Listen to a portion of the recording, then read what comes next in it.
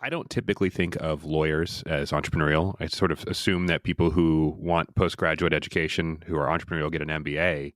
How did you go about validating your idea as you were thinking about this and sort of seeing the demand for people to start their own practices?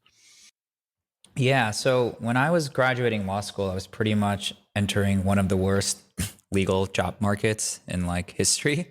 So a part of it was sort of like, okay, like I might not get hired by anybody. And that's not just me, that's affecting hundreds of thousands, if not millions of other lawyers all around the world.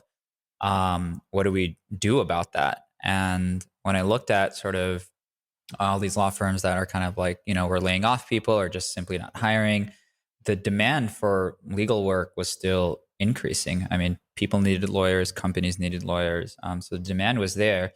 So there was just this imbalance of supply and demand, just like from a high overview macro perspective. And to me, like the logical sense was just like, what if we just got a bunch of these lawyers that are willing to offer up their services connected to people or companies that are actually looking to hire them? And what if we built out different tools to make them more efficient instead of everything happening offline, which was sort of my experience working at different law firms and different sort of public interest organizations. It was very routine. It was manual. There was no dashboard. It was all phone calls and sometimes faxes.